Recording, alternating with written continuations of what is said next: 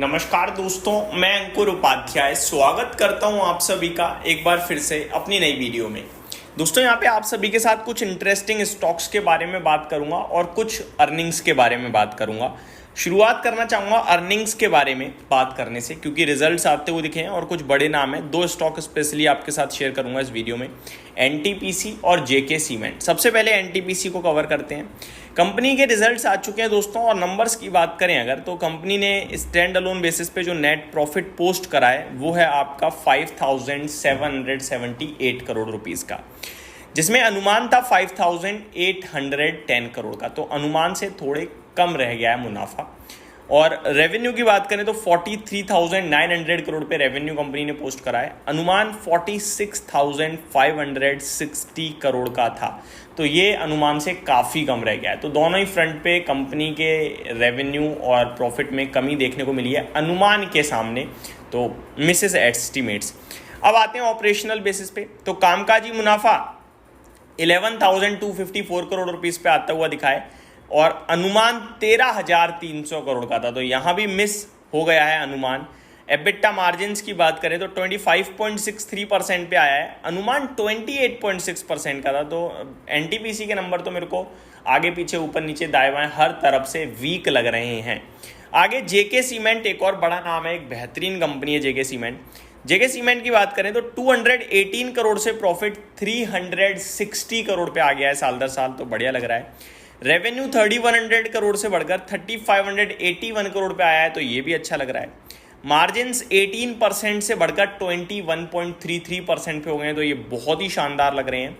और कामकाजी मुनाफा 560 करोड़ से बढ़कर 764 करोड़ पे आता हुआ दिख रहा है, तो ये भी दमदार ही दिख रहा है। तो दोनों ही कंपनीज के नंबर अच्छे आते हुए दिख रहे हैं। अब दोस्तों एक फाइनल सवाल और मेरी तरफ से जवाब कि इस समय बाजार में पैसा लगाना चाहिए तो कहाँ लगाना चाहिए, और अगर नहीं लगाना चाहिए तो कब लगाना चाहिए। देखो, हर चीज़ के लिए ना तरीके बने हुए हैं, और इस कॉन्सेप्ट को हम कभी भी पूरी तरीके से पढ़ नहीं पाएंगे कि किस तरीके से करना चाहिए काम। आपको ये डिसाइड करना होगा कि मैंने लगाना है या नहीं लगाना है। ये मत देखो मेरा पैसा बन जाएगा नहीं बनेगा, वो बाजार के ऊपर है भाई साहब। आप कितने भी अच्छे समय में लगाओ, कल कोई खराब खबर आ गई आपका पैसा टूट जाएगा। आप बुरे वक्त में लगाओगे तो वैसे ही टूट रहा है आपका पैसा। तो आपको ये सोचना है कि मेरा क्या फाइनेंशियल प्लान है, मेरी क्या फाइनेंशियल प्लानिंग है।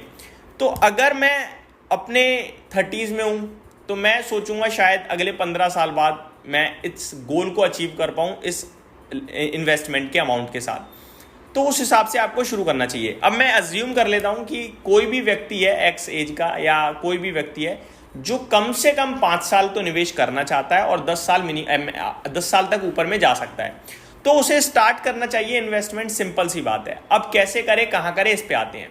तो अब आपको ये छोड़ देना है, ये भूल जाना है कि बाजार गिरेगा, कंपनी घटेगी, क्या होगा क्या नहीं होगा, क्योंकि आपका व्यू आजकल का नहीं है। आपका है 5 साल मिनिमम, और 10 साल तक आप इजीली उसे रोक सकते हैं।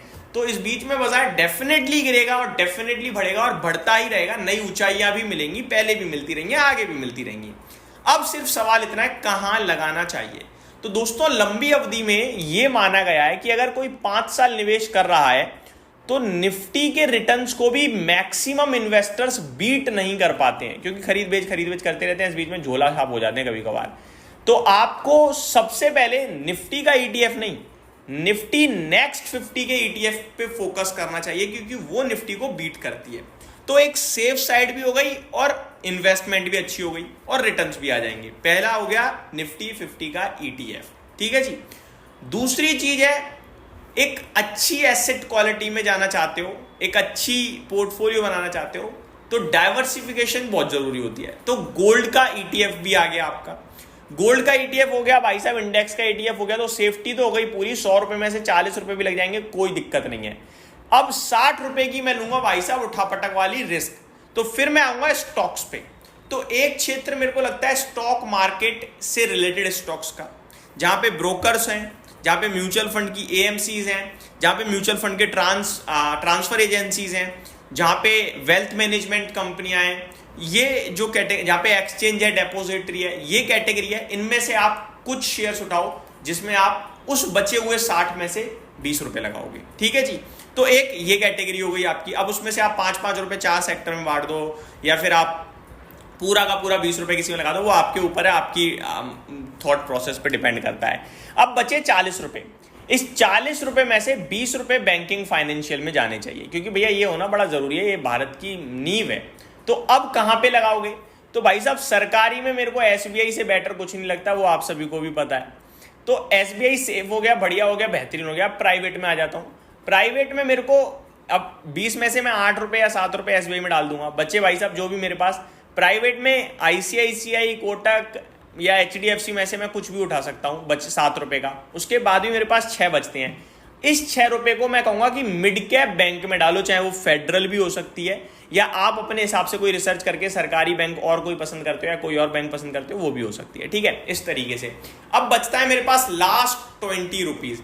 अब ये आप कैसे यूटिलाइज करोगे? आप डिफेंस में करोगे, रेलवे में करोगे, शिपिंग में करोगे, इंफ्रा में करोगे, कहां करोगे? केमिकल में करोगे, क्योंकि मार्केट बहुत बड़ा, आईटी में करोगे, ऑटो में करोगे।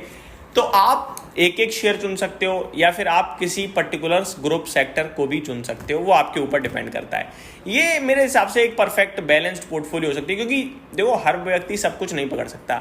मैं 10 साल के लिए प्योर कह रहा हूँ कि भाई साहब स्टॉक मार्केट रिलेटेड स्टॉक्स में फोकस रखना चाहिए, और मैं रखता हूँ, और मेरे को लगता है पैसा बनना चाहिए वहाँ, क्योंकि बहुत पब्लिक आना बची हुई है अभी शेयर बाजार में।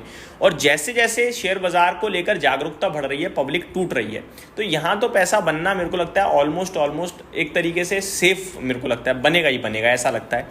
और बाकी कैटेगरीज की बात करें तो वहाँ भी बनेगा, लेकिन कब बनेगा कब टूटेगा वो बीच बीच में चलती रहेंगी चालें। तो ये मेरी तरफ से आपके लिए उम्मीद करता हूँ डिटेल्स थी जो कि पसंद आई होगी आपको। Thank you so much for watching this video. Good night guys.